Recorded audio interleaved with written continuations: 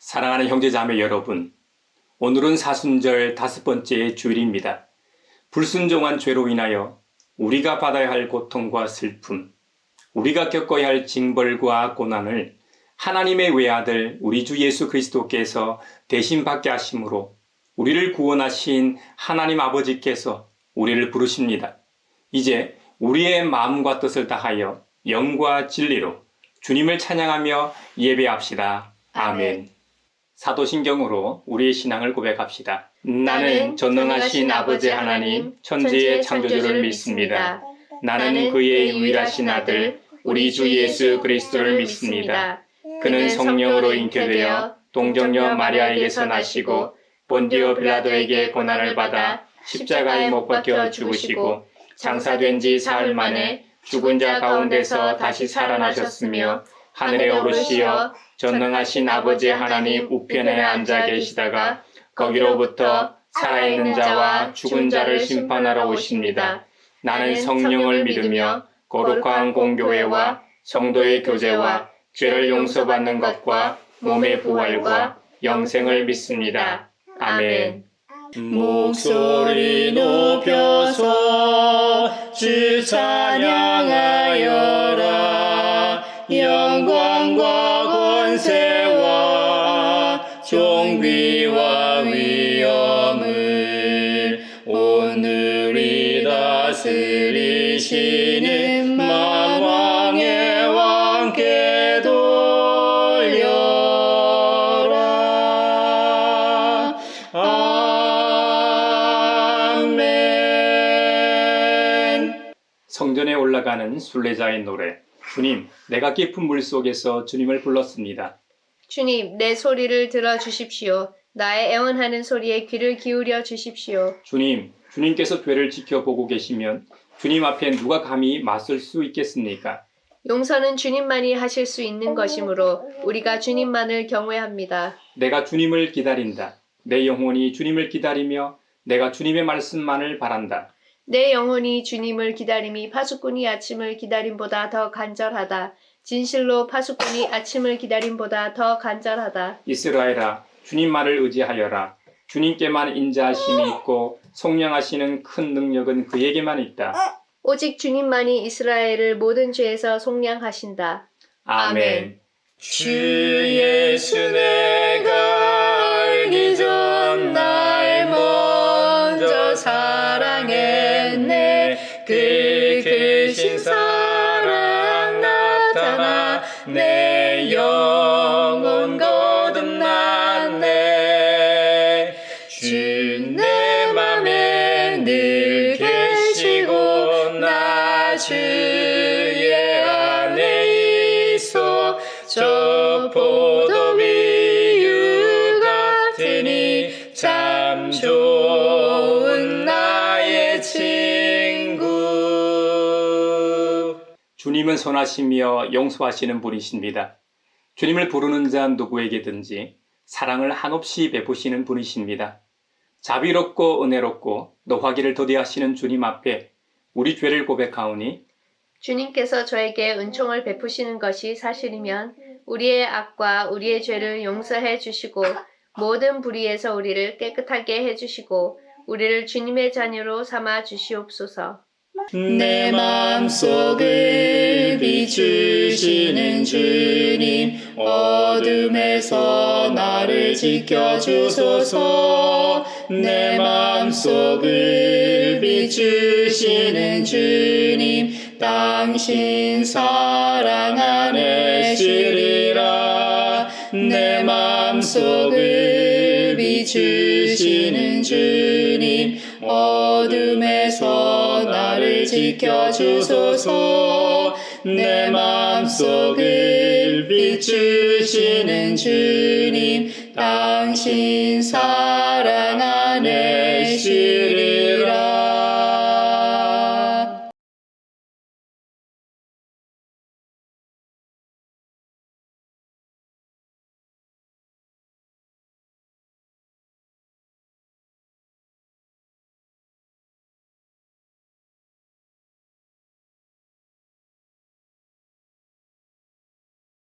우리가 받아야 할 고통을 대신 받고 우리가 겪어야 할 슬픔을 대신 겪으시고 우리 모두의 죄악을 지우시고 우리가 평화를 누리게 하신 주님께서 우리의 죄를 용서하셨음을 주님의 이름으로 선언합니다. 아멘.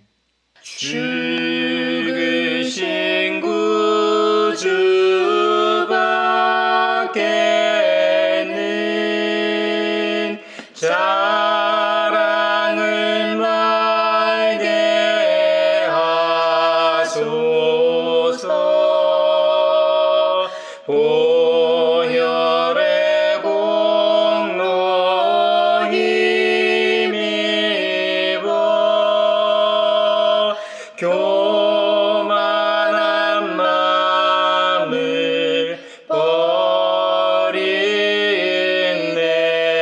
버리네. 아멘. 오늘 우리에게 주신 구약의 말씀은 에스겔서 37장 1절에서 14절입니다. 하나님의 말씀을 경청하십시오. 주님께서 권능으로 나를 사로잡으셨다. 주님의 영이 나를 데리고 나가서 골짜기의 한가운데 나를 내려놓으셨다. 그런데 그곳에는 뼈들이 가득히 있었다. 그가 나를 데리고 그 뼈들이 널리 있는 사방으로 다니게 하셨다. 그 골짜기의 바닥에 뼈가 대단히 많았다. 보니 그것들은 아주 말라 있었다. 그가 내게 물으셨다. 사람아, 이 뼈들이 살아날 수 있겠느냐? 내가 대답하였다. 주 하나님, 주님께서는 아십니다. 그가 내게 말씀하셨다. 너는 이 뼈들에게 대언하여라. 너는 그것들에게 전하여라. 너희 마른 뼈들아, 너희는 나 주의 말을 들어라. 나 주 하나님이 이 뼈들에게 말한다. 내가 너희 속에 생기를 불어넣어 너희가 다시 살아나게 하겠다. 내가 너희에게 힘줄이 뻗치게 하고 또 너희에게 살을 입히고 또 너희를 살갗으로 덮고 너희 속에 생기를 불어넣어 너희가 다시 살아나게 하겠다. 그때에야 비로소 너희는 내가 주인 줄 알게 될 것이다. 그래서 나는 명을 받은 대로 대언하였다. 내가 대언을 할 때에 무슨 소리가 났다.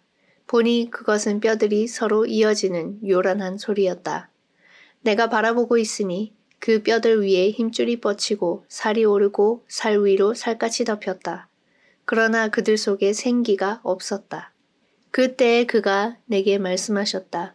사람아, 너는 생기에게 대언하여라. 생기에게 대언하여 이렇게 일러라. 나 주 하나님이 너에게 말한다.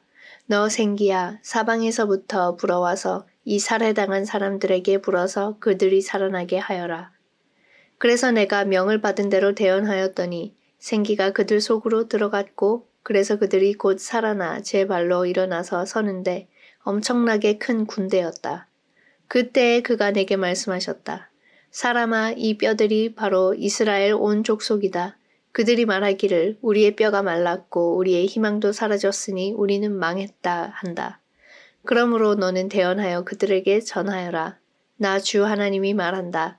내 백성아, 내가 너희 무덤을 열고 무덤 속에서 너희를 이끌어내고 너희를 이스라엘 땅으로 들어가게 하겠다. 내 백성아, 내가 너희의 무덤을 열고 그 무덤 속에서 너희를 이끌어낼 그 때에야 비로소 너희는 내가 주인 줄 알 것이다. 내가 내 영을 너희 속에 두어서 너희가 살 수 있게 하고 너희를 너희의 땅에 데려다가 놓겠으니 그때에야 비로소 너희는 나 주가 말하고 그대로 이룬 줄을 알 것이다. 나 주의 말이다. 아름답고 귀한 말씀 생명샘이로다. 아름답고 귀한 말씀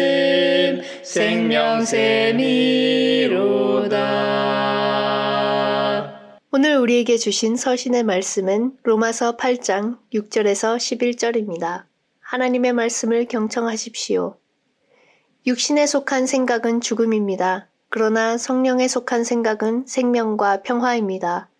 육신에 속한 생각은 하나님께 품는 적대감입니다. 그것은 하나님의 법을 따르지 않으며 또 복종할 수도 없습니다. 육신의 메인 사람은 하나님을 기쁘게 해드릴 수 없습니다. 그러나 하나님의 영이 여러분 안에 살아계시면 여러분은 육신 안에 있지 않고 성령 안에 있습니다. 누구든지 그리스도의 영이 없으면 그리스도의 사람이 아닙니다. 또한 그리스도께서 여러분 안에 살아계시면 여러분의 몸은 죄 때문에 죽은 것이지만 영은 의 때문에 생명을 얻습니다. 예수를 죽은 사람들 가운데서 살리신 분의 영이 여러분 안에 살아계시면 그리스도를 죽은 사람들 가운데서 살리신 분께서 여러분 안에 계신 자기의 영으로 여러분의 죽을 몸도 살리실 것입니다. 아름답고 귀한 말씀 생명샘이로다. 아름답고 귀한 말씀 생명샘이로다. 오늘 우리에게 주시는 복음의 말씀은 요한복음서 11장 17절로 27절입니다. 주님의 말씀을 경청하십시오. 예수께서 가서 보시니 나사로가 무덤 속에 있은 지가 벌써 나흘이나 되었다. 베다니는 예루살렘에서 오리가 조금 넘는 가까운 곳인데 많은 유대 사람이 그 오라버니의 일로 마르다와 마리아를 위로하러 와 있었다. 마르다는 예수께서 오신다는 말을 듣고서 맞으러 나가고 마리아는 집에 앉아 있었다. 마르다가 예수께 말하였다. 주님이 여기에 계셨더라면 내 오라버니가 죽지 아니하였을 것입니다. 그러나 이제라도 나는 주님께서 하나님께 구하시는 것은 무엇이나 하나님께서 다 이루어 주실 줄 압니다. 예수께서 마르다에게 말씀하셨다. 내 오라버니가 다시 살아날 것이다. 마르다가 예수께 말하였다. 마지막 날 부활 때에 그가 다시 살아나리라는 것은 내가 압니다. 예수께서 마르다에게 말씀하셨다. 나는 부활이요 생명이니 나를 믿는 사람은 죽어도 살고 살아서 나를 믿는 사람은 영원히 죽지 아니할 것이다. 네가 이것을 믿느냐? 마르다가 예수께 말하였다. 예, 주님은 세상에 오실 그리스도이시며 하나님의 아들이심을 내가 믿습니다. 이것은 주님의 말씀입니다. 하나님 감사합니다. 아름답고 귀한 말씀 생명샘이로다. 아름답고 귀한 말씀 생명샘이로다. 사회를 위하여 기도합니다. 우리나라 남부 지역 전남 광주에 심각한 가뭄 때문에 올 5월이 되면 저수지가 고갈되어 제한급수가 이뤄질 수도 있다고 합니다. 일부 섬들은 벌써 지난해부터 제한급수가 이루어져 이틀 물 공급, 엿새 단수를 시행한다고 합니다. 일반 가정에서 쓰는 물과 농업 용수 모두 다 부족해서 걱정되는 상황입니다. 기후위기로 세계 여러 지역의 수많은 사람들이 물이 부족하거나 오염된 물로 건강이 위협받는 상황에서 이제 한국도 예외는 아닌 것 같습니다. 창조주 하나님께 구하오니 올해 비가 더 오게 하시어 대한민국 남부지방에 가뭄을 해결해 주옵소서. 한국과 전 세계가 깨끗한 물을 지속적으로 쓸 수 있도록 공급 체계가 개선되고 기후위기에 시급히 대처하게 하소서. 주여 주여 우리를 불쌍히 여기소서. 그리스도여 그리스도여 우리를 불쌍히 여기소서. 주여 주여 우리를 불쌍히 여기소서. 교회를 위하여 기도합니다. 지난 3월 12일 대구 달성경찰서 소속 경찰들이 농공 필리핀 교회에 들어가 예배 중인 이주 노동자 9명을 체포 연행하는 일이 있었습니다. 농공 필리핀 교회는 필리핀인 목사가 목회하고 교인 대다수가 필리핀 이주 노동자로 구성된 공동체입니다. 경찰은 위조 등록증 관련 신고를 받고 목사의 허락을 받아 행한 단속이라고 주장합니다만 농공 필리핀 교회 목사는 예배당 내 단속 행위를 허락한 적이 없으며 현장에서 위조 여권이나 위조 등록증도 발견되지 않았다고 합니다. 예장통합총회 이주민 선교협의회는 이 사건을 경찰의 예배 및 인권 유린으로 규정하고 규탄하는 기도회를 열었습니다. 기운실과 대구 기독교 교회 협의회 등 범기독교 연대를 결성하고 이를 규탄하고 있습니다. 대한민국 사회에서 이런 일이 벌어졌다는 것 자체가 큰 충격인데다 이번 정부가 주요 요직에 앉은 자들이 대부분 검찰 출신인 점을 감안하면 참으로 기가 차고 무법천지인 사회가 되어가고 있어 참으로 마음 아픕니다. 공의의 하나님께서 역사하시어 한국 교회와 성도들이 이 사회의 공의를 세우는데 앞장서게 하시고 타국까지 가서 선교하는 입장에서 주님께서 이 사회에 보내신 귀한 영혼들을 사랑하고 한국 교회와 성도들이 이주민들과 함께하는 교회가 되게 하소서. 주여 주여 우리를 불쌍히 여기소서. 그리스도여 그리스도여 우리를 불쌍히 여기소서. 주여 주여 우리를 불쌍히 여기소서. 세계 평화를 위하여 기도합니다. 프랑스 마크롱 대통령이 연금 개혁 법안을 강행하여 정년을 62세에서 64세로 2년 연장하였습니다.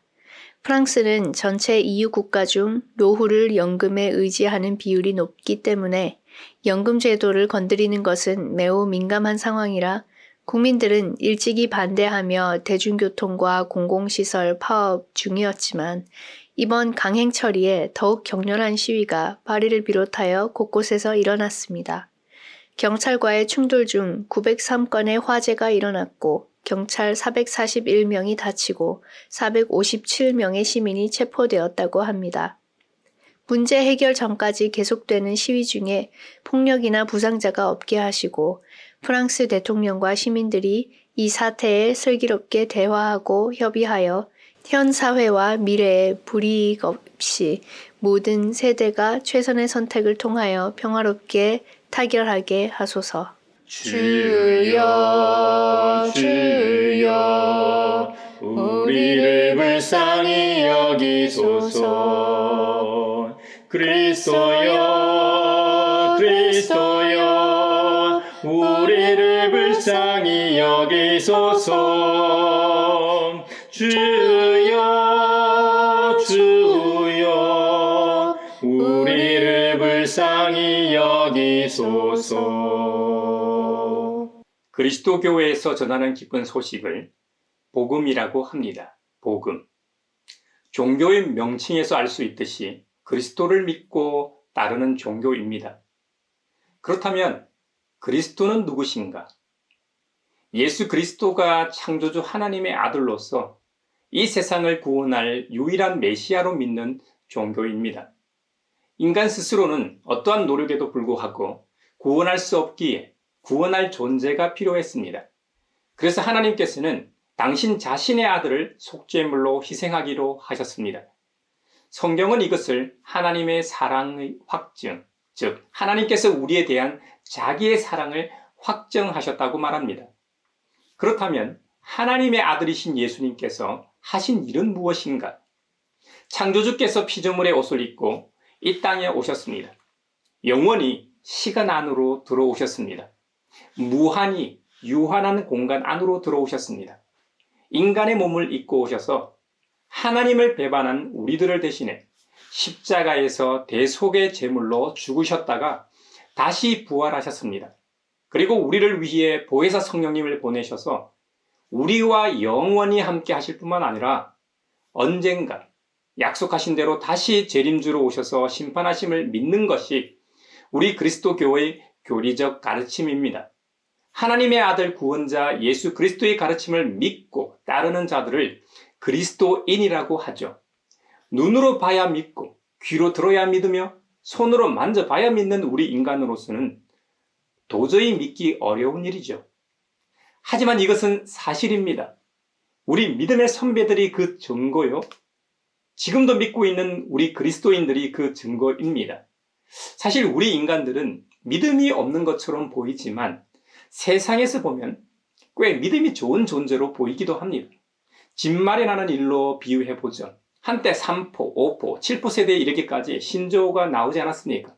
이런 현상은 사회 경제적 압박으로 인해 연애, 결혼, 출산, 주택 구입, 인간관계, 꿈, 희망 등 많은 것을 포기한 세대를 지칭하는 사회 현상적 용어입니다. 한때는 그랬는데 얼마 전에는 영끌족이라는 또 다른 신조어가 생겼습니다. 소위 영혼까지 끌어모은다는 말의 줄임말이죠. 코로나 이후 주택 가격과 주식 가격이 폭등하자 2030 세대를 중심으로 이전의 저축을 통한 부의 축적이 아니라 대출을 통해 자산에 투자하려는 현상을 일컫는 말이죠. 할 수 있는 모든 수단을 동원해 대출을 받아서 부동산이나 주식에 투자하는 것을 의미합니다. M4 세대나 영끌족 같은 신조어로 볼 때 사회나 기성세대를 믿지 못하겠다는 것이죠. 그래서 자신들 스스로 어떤 것을 추종하거나 그것이 맞다고 믿기에 그러한 행동을 취하는 것입니다. 이런 현상들은 참으로 안타까운 현실입니다. 영혼까지 끌어모아 투자했는데 지금은 금리 인상으로 사면 초과가 된 2030 세대를 보면 참 마음이 아픕니다. 그리스도교와 같은 고등 종교가 신에 대한 믿음이라고 한다면 이 세상을 살아가는 모든 사람은 저마다 신념이나 믿음을 가지고 살아가기 마련입니다. 초자연적인 절대자, 그리스도교의 경우 창조주를 믿죠. 다른 종교도 나름의 대상을 신으로 모시고 믿죠. 아니면 과학을 믿거나 어떤 사실을 믿죠. 신이 없다고 생각하는 무신론자들도 없음에 대한 믿음입니다. 무당이나 점집을 찾는 이들도 적지 않습니다. 신문에 오늘의 운세란이 있다든지 길거리에서 타로 구수가 많은 걸 보면 우리 사회의 남녀노소 치고 운세에 관심이 없는 사람이 별로 없음을 알 수 있죠. 아니면 최근에 이슈가 되고 있는 넷플릭스 다큐멘터리 나는 신이다와 같은 사이비 종교를 믿기까지 합니다. 사회에서 일어나는 일들을 보면 믿음이 없는 사람은 별로 없는 것 같습니다. 돈을 믿는 사람은 돈이 복음이겠죠. 내 집 마련이 꿈인 사람에게는 집이 복음이겠죠. 건강을 잃은 사람에게는 건강이 복음이겠죠. 앞서 말씀드렸다시피 그리스도교에 있어 복음은 하나님의 아들 구원자 예수 그리스도입니다. 그리스도를 믿고 그분의 제자된 이들을 가리켜 복음의 빚진 자, 복음의 일꾼, 복음의 군대라고까지 말합니다. 오늘 본문에 등장하는 용어를 사용해 오늘은 복음의 군대에 대해 좀 생각을 해보려고 합니다. 복음은 생명과 관련이 있습니다. 죽어가는 자를 살리고 새 생명을 주는 특징이 있습니다. 복음은 말과 살모로 하는 것입니다. 복음으로 인해 먼저 새 생명을 얻은 이들을 통해 바로 그들의 말과 살모로 전해지는 소식과 증거를 통해 복음은 확산됩니다. 한 사람 한 사람은 약합니다. 잠언 4장 12절 말씀처럼 혼자 싸우면 지지만 둘이 힘을 합하면 적에게 맞설 수 있고 세 겹줄은 쉽게 끊어지지 않습니다. 이와 같이 주님을 믿는 사람들은 새로운 하나님 나라의 가족 공동체에 소속됩니다. 영적 전쟁으로 보면 이들은 영적 전투에서 싸우는 용사요 군인으로 볼 수 있을 겁니다. 영적인 사명을 받은 우리 모두를 복음의 군대로 비유해 생각해 봅시다. 에스겔 37장에 보면 마른 뼈들이 살아나는 환상이 기록되어 있습니다. 흔히 에스겔 골짜기라고 불리는 에스겔 37장에 나오는 골짜기에 수많은 뼈들이 가득했습니다. 뼈는 무엇을 의미합니까? 죽음을 의미합니다.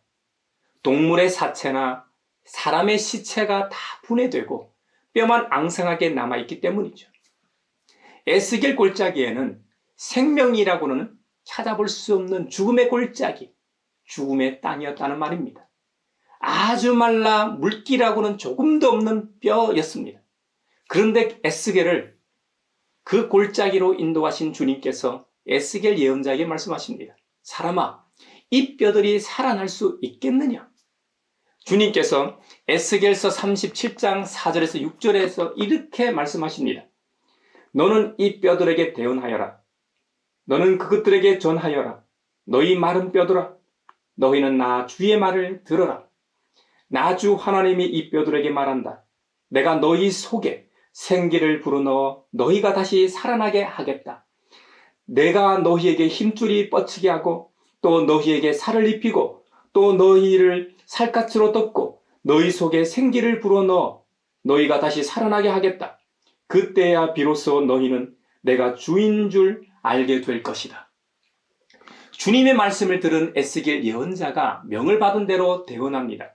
그랬더니 말이 끝나기가 무섭게 무슨 소리가 났습니다. 언제 죽었는지도 모르는 그 마른 뼈들이 서로 이어지는 요란한 소리가 났습니다. 그리고 뼈들 위에 힘줄이 뻗치고 살이 오르고 살 위로 살갗이 덮였습니다. 하지만 그들 속에 아직 생기는 없었습니다. 생기가 없다고 해도 이런 일은 엄청난 일입니다. 마치 영화의 한 장면 같습니다. 그때에 주님께서 다시 에스겔 예언자에게 말씀하셨습니다. 사람아, 너는 생기에게 대언하여라. 생기에게 대언하여 이렇게 일러라. 나주 하나님이 너에게 말한다. 너 생기야, 사방에서부터 불어와서 이 살해당한 사람들에게 불어서 그들이 살아나게 하여라. 주님의 말씀이 떨어지자마자 에스겔 예언자가 명을 받아 대언합니다. 그랬더니 정말 생기가 그들 속으로 들어갔고 그들이 곧 살아나 제 발로 일어나서 서는데 엄청나게 큰 군대를 이루었다는 겁니다.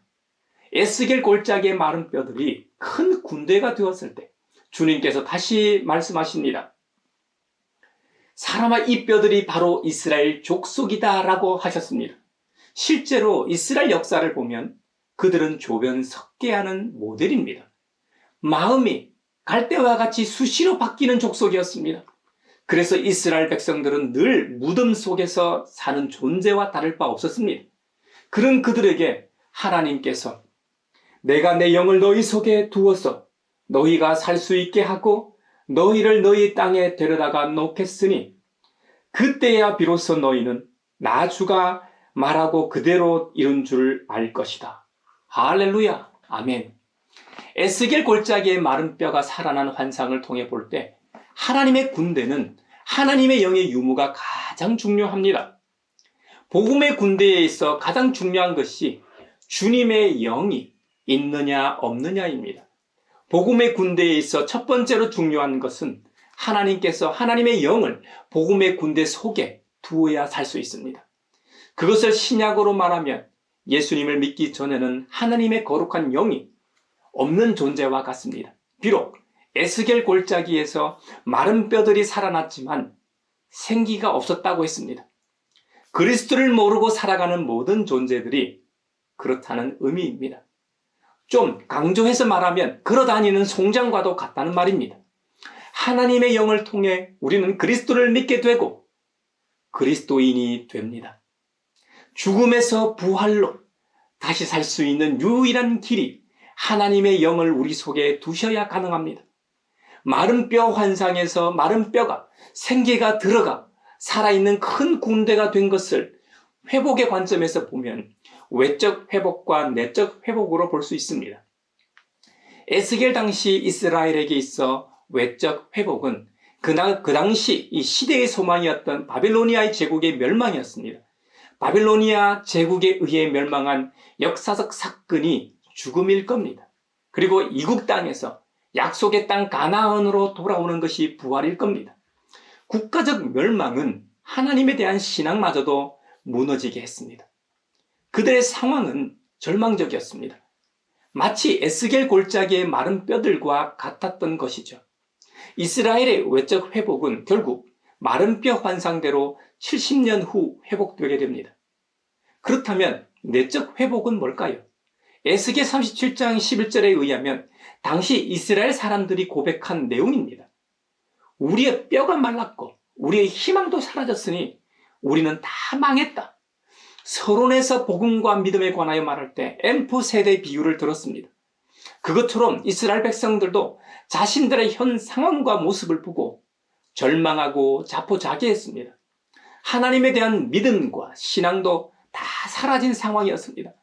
이 하나님께서 절망 가운데 있는 이스라엘 백성들에게 회복을 약속하십니다. 그 약속은 무덤에 있는 너희들이 너희의 무덤을 열고 그 무덤 속에서 나오도록 하나님께서 이끌어내신다는 것입니다. 이것을 신약으로 말하면 예수님의 부활을 의미합니다. 예수님의 부활은 예수님 자신만의 부활이 아닙니다. 예수님의 부활은 곧 우리의 부활이요 내 부활입니다. 사도 바울에 의하면 부활이 없다면 우리의 믿음도 우리의 신앙도 아무것도 아닙니다. 만일 죽은 자의 부활이 없으면 그리스도도 다시 살아나지 못하셨을 것이라고 말합니다. 하나님의 백성이요 복음의 군대인 우리에게 있어 외적 회복도 중요하지만 무엇보다 중요한 것이 내적 회복입니다. 바로 부활 말입니다.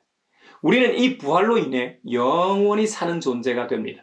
하나님 나라에서 우리가 사랑하는 예수님과 영원히 함께 삽니다. 다음으로 복음의 군대에 있어 두 번째로 중요한 것은 성령에 속한 생각입니다. 로마서 8장에 보면 육신에 속한 생각은 죽음이요 성령에 속한 생각은 생명과 평화라고 했습니다. 육신에 관심 있는 사람과 영에 관심 있는 사람의 차이를 구분할 수 있습니다. 육신에 속한 사람은 하나님의 법을 따르지 않습니다. 원문에 의하면 이 구절이 수동형으로 기록되어 있어 하나님 입장에서는 육신에 속한 사람에 의해 주인으로 인정되지 못함을 강조합니다. 그 말은 육신의 생각으로 가득 찬 사람은 자기 의지로 하나님의 법을 따르지 않는다는 말이 됩니다. 자기 의지로 하나님을 거부한다는 말입니다. 이들은 지속적이고 습관적으로 하나님을 부정합니다. 영적이지 못한 육의 생각들과 행위가 이례적이지 않고 그것은 습관적이고 지속적으로 쭉 반복한다는 의미입니다. 마약이나 담배를 한번 생각해 보십시오. 한번 중독되면 어떻습니까? 습관적이고 지속적일 수밖에 없습니다. 처음에는 그것이 좋아 내가 찾지만 중독이 되고 나면 그것이 좋아 찾는 것이 아니라 어쩔 수 없이 그것이 나를 부르고 그것이 없으면 죽을 것 같은 상태를 만들어 버립니다. 최근에 유명 정치인의 자녀가 마약에 손을 대고 한두 번도 아니고 계속 경찰서를 드나들고 언론의 이름이 오르내리는데도 불구하고 왜 멈추지 못할까요? 이런 것이 바로 죽음의 상태입니다. 그러니 육신에 속한 사람은 하나님의 법에 순종하기를 좋아하지 않기 때문에 당연히 하나님을 기쁘시게 할 수 없는 것이죠. 그리고 육신에 속한 사람은 자신의 능력으로 하나님의 법을 순종할 수 없는 무능을 의미합니다. 단순히 의지적으로 하나님을 거부하고 불순종하는 것이 아니라 순종할 수 있는 능력이나 가능성이 아예 없다는 말입니다. 그래서 사도 바울이 육신의 생각에 사로잡힌 사람들을 가리켜 죄와 사망의 법 아래에 있고 그 권세의 종노릇 하는 자들이라고 했던 것입니다. 이 말은 영에 속한 사람만이 하나님의 법을 따를 수 있고 순종할 수 있다는 말이 됩니다. 하나님의 영이 우리 안에 살아계시면 우리는 육신에 속한 사람이 되지 않습니다. 하나님의 영이 우리 안에 계셔야지 우리는 그리스도의 사람이 됩니다. 그 말은 그리스도인들은 그들 속에 하나님의 거룩한 영이 내주하고 계신다는 말입니다. 성령님으로 인해 우리는 생명을 얻게 되고 평화로운 세상에서 살게 된다는 의미입니다. 이 세상은 거친 풍파가 몰아치는 곳입니다. 망망대해에서 어떤 태풍을 만나도 안전하다는 의미입니다. 갈릴리 호수에서 거친 풍랑이 일 때 제자들은 두려움에 사로잡혔습니다. 그들 중에는 업으로 잔뼈가 굵은 이들도 있었습니다. 그럼에도 불구하고 속수무책이었습니다. 의지할 때라곤 오직 주님밖에 없었습니다. 주님께서 거친 풍랑을 꾸짖으시자 곧 잠잠해졌습니다. 이것이 성령에 속한 사람들의 인생입니다. 예수님을 믿음으로 어떤 풍랑도 폭풍도 없다는 말이 아닙니다. 주님과 함께 그 거친 세파를 이겨낸다는 말입니다. 주님과 함께 하기 때문에 안전한 것입니다. 에스겔 골짜기의 마른 뼈 환상은 우리가 다시 살아난 것을 함의하고 있습니다. 예수님을 죽은 사람들 가운데서 살리신 하나님의 영이 우리 안에 계시면 우리도 동일하게 살리십니다. 그래서 생명을 얻는 것이죠. 살아계신 하나님께서 우리도 살리심을 믿으시기 바랍니다. 다음으로 복음의 군대에서 세 번째로 중요한 것은 부활이요 생명이신 예수님에 대한 믿음입니다. 복음의 군대에 있어 중요한 것을 순서대로 설명드리고 있는데요. 그 순서는 가치나 중요도, 우선순위를 말하는 것이 아닙니다. 단지 말하는 순서일 뿐입니다. 요한복음서 11장은 소위 부활장이라는 별명이 붙어 있습니다. 이곳에는 예수님의 절친이었던 나사로가 죽었는데 그를 다시 살리시는 기적이 기록되어 있습니다. 나사로가 죽은 지 이미 4일이나 지났습니다. 하지만 예수님께서는 그가 죽은 것은 하나님의 영광을 나타내기 위함이라고 하시며 잔다라고 표현하셨습니다. 결국 그를 살리셨고 하나님께서는 살아계시며 예수님 자신은 하나님의 아들이심을 나타내 보이셨습니다. 이 이야기에서 죽었다가 다시 살아난 나사로의 여동생 마르다와 나눈 대화에서 주님께서는 자신을 가리켜 이렇게 말씀하셨습니다. 나는 부활이요 생명이니 나를 믿는 사람은 죽어도 살고 살아서 나를 믿는 사람은 영원히 죽지 아니할 것이다. 내가 이것을 믿느냐? 네가 이것을 믿느냐? 대단히 나사로 집에 와보니 그야말로 초상집 분위기였습니다. 많은 유대인들이 조문하 와서 여동생들을 위로하러 왔습니다. 한편 요한이 요한복음에서 나사로가 무덤 속에서 4일 동안 있었다고 기록하는 이유는 유대인들의 전통적 관념과 관련이 있습니다. 민간 신앙에 있어서 죽은 자의 영혼은 3일간은 그 시체를 완전히 떠나지 않는다는 믿음이 있었기 때문입니다. 유대교 랍비들의 이 구전을 집대성한 책인 미시나에도 3일 이내에 시신을 확인하고 그 기간 내에 장사를 지낼 것을 규정하고 있기 때문이죠. 그런데 4일이나 되었다는 사실로 보아 이제는 영혼이 완전히 나사로의 시신을 떠난 상태였다는 말이고 이제는 회생 가능성이 전혀 없음을 보여줍니다. 최종적으로 확실하게 사망했다는 것을 보여주는 표시입니다. 우리는 예수님과 마르다와의 대화에서 복음의 군대로서 어떤 믿음과 자세를 지녀야 하는지 확인하게 됩니다. 예수님께서 오셨다는 말을 듣고 마르다가 맞으러 나갔습니다. 마르다는 예수님을 보자마자 이렇게 말합니다. 주님이 여기에 계셨더라면 내 오라버니가 죽지 아니하였을 겁니다. 그러나 이제라도 나는 주님께서 하나님께 구하시는 것은 무엇이나 하나님께서 다 이루어 주실 줄 압니다. 이렇게 말하면서 슬픔에 잠겨 말했습니다. 예수님에 대한 믿음도 담겨 있고 오라비 나사로의 죽음에 대한 상실감을 나타내기도 합니다. 그렇게 기다렸는데 왜 이제 오셨습니까? 하고 불평하는 것처럼 보이기도 합니다. 그렇다고 우리가 알고 있는 것처럼 진짜로 예수님이 나사로를 지금 바로 다시 살리신다는 믿음의 고백은 아닙니다. 이에 예수님께서 대답하십니다. 내 오라비가 다시 살아날 것이다. 이에 마르다는 마지막 날 부활 때에 그가 다시 살아나리라는 것은 내가 압니다. 지금의 우리들처럼 마르다는 종마르 때 주님께서 재림하시어 모든 것을 심판하시는 날 부활하여 다시 살아나리라는 믿음이 있었습니다. 하지만 진짜로 몇 분 뒤에 오라비 나사로가 다시 살아나리라고는 상상도 못했습니다. 마르다가 고백했던 것처럼 종말의 때에는 모두가 부활합니다. 하지만 여기서 중요한 것은 예수님께서 생명과 부활의 근원이시라는 점입니다. 그러므로 종말의 때나 지금이나 그 당시나 이런 일이 가능하다는 의미입니다. 예수님이 살아계시다면 가능해야 합니다. 왜요? 예수님은 하나님이시고 생명의 근원이시기 때문이죠. 그 명백한 증거로 예수님께서는 죽은 지 4일이나 지나 냄새가 나는 나사로를 살리십니다. 그리고 얼마 후에는 예수님 자신이 많은 사람들이 지켜보는 가운데 직접 십자가에서 죽으시고 무덤 속에서 다시 부활하십니다. 이 사건들을 통해 예수님이 마지막 날에 마지막 때에 하나님께서 보내시기로 약속한 하나님의 아들이시며 메시아 우리의 구원자이심을 보여주시기 위함입니다. 그래서 주님께서는 나는 부활이요 생명이니 나를 믿는 사람은 죽어도 살고 살아서 나를 믿는 사람은 영원히 죽지 아니할 것이다. 내가 이것을 믿느냐고 하셨던 것입니다. 우리에게 요구하시는 것은 언제나 믿음입니다. 나사로의 죽음과 부활에서도 주님께서 찾으시는 것은 바로 믿음입니다. 나사로 여동생 마르다에게 예수님 자신이 어떤 분이신지 알려주신 다음 하신 질문이 내가 이것을 믿느냐?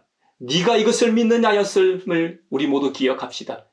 주님은 오늘 우리에게도 내가 이것을 믿느냐고 되묻고 계십니다. 주님께서 우리 자신에게 물으시는 믿음은 내가 원하는 바를 그리스도께서 들어주실 것을 믿는 믿음이 아닙니다. 주님께서 행하셨고 앞으로 행하실 모든 것들에 대한 믿음입니다. 믿음의 본질은 복음의 핵심인 그리스도 우리 주님이십니다. 우리 자신을 바라보면 주님께서 우리 각자에게 맡겨주신 십자가는 무겁고 버거운 것입니다. 그렇기 때문에 주님께서 내게 맡겨주신 십자가가 짐이 되고 걸림돌이 되어 나를 시험거리에 빠지게 합니다. 하지만 우리의 신앙의 대상이 되시는 주님만을 바라본다면 주님께서 내게 맡겨주신 십자가가 무겁고 힘들긴 마찬가지이지만 넉넉히 감당하고 이길 수 있게 됩니다. 이것이 신앙의 신비요 신앙생활의 묘미입니다. 복음의 군대로 부름받은 우리에게 근본적으로 요구되는 것은 주는 그리스도시요 살아계신 하나님의 아들이십니다 하는 믿음의 고백입니다. 그럴 때 우리 중심에는 사망 권세를 이기신 부활이요 생명이신 주님으로 충만하게 됩니다.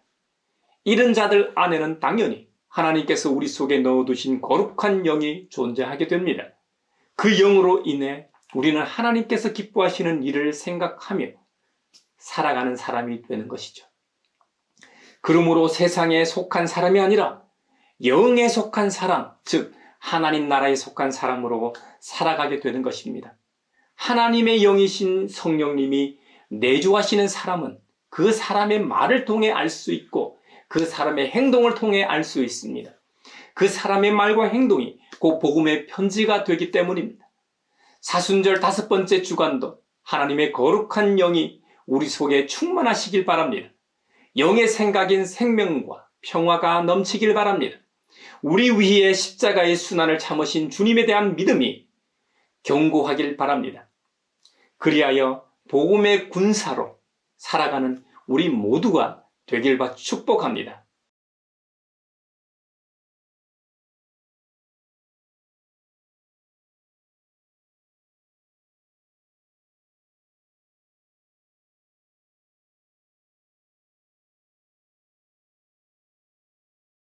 내게 있는 모든 것을 주를 위해 드리네. 주의 성령 충만하게 내게 내려주소서. 주께 드리네. 주께 드리네. 사랑하는 구주 앞에 모두 드리네. 아멘. 여기에 모인 우리는 우리의 믿음의 역사와 사랑의 수고와 우리 구주 예수 그리스도에 대한 소망의 인내를 여기 연보에 담아 올려드립니다. 주님께서 말씀하신 대로 인색함으로나 억지로 하지 않고 빛의 자녀로서 빛의 열매를 맺고 살게 하심에 감사하여 각각 그 마음에 전한 대로 즐거운 마음으로 바치오니 향기로운 예물이 되게 하소서. 은혜의 주님, 우리의 정성을 어여삐 여기시어 주님께서 베푸신 은혜에 비하면 보잘것없지만 말씀하신 대로 미리 구별하여 드리오니 기쁘게 받으시옵소서. 우리의 가진 것이 비록 적어도 바치는 기쁨은 더 커지고 비록 버는 것이 적어도 나누는 즐거움은 더욱 넘쳐 우리 믿음의 소문이 각처에 퍼지게 하소서. 우리 주님 예수 그리스도의 이름으로 감사하며 기도하옵나이다. 아멘. 구원자 주 예수 하나님의 아들 귀하신 어린 양 메시아 거룩하신 하나님 하나님 감사해 독생자 주시고 또 성령님 보내사 주의 일을 이루시네. 예수 나의 구주 놀라운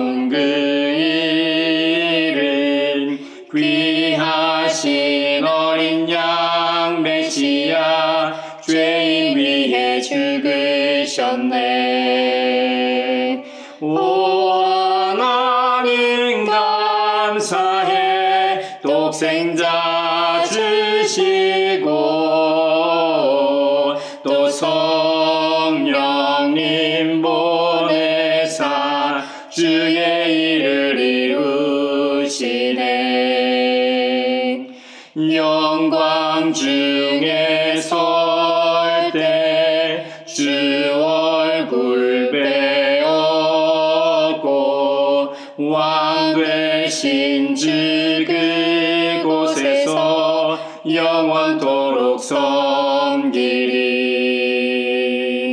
오 하나님 감사해. 독생자 주시고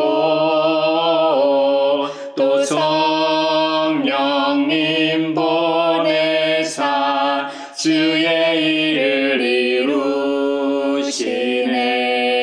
이루시네. 서로 평화 인사를 나누겠습니다. 주님의 평화를 빕니다. 주님의 평화를 빕니다, 얘들아. 주님의 평화가 여러분과 함께 하시길 바랍니다. 이제 축도하겠습니다. 하나님 나라의 시민으로 부르신 아버지 하나님께서 여러분에게 복의 복을 내려주셔서 언제 어디서나 여러분을 지키시기를 원하며 주님께서 그분의 인자한 얼굴을 여러분에게 비추사 필요에 따라 물질과 건강과 은혜 베푸시기를 원하며 주님께서 여러분이 하는 일과 가정과 자녀들과 함께 하시길 원하며 주님의 몸된 하나의 거룩하고 보편적인 사도적인 모든 교회와 우크라이나 전쟁 종식과 한반도 평화 통일과 함께 하시길 원하며 오늘 말씀처럼 거룩한 하나님의 영이 내주하심으로 생명과 평화의 생각을 하며 주 예수 그리스도만을 바라보는 복음의 군대로 살아가고자 하는 사람들 위에 평강 주시기를 성부와 성자와 성령의 이름으로 축원하옵나이다. 아멘.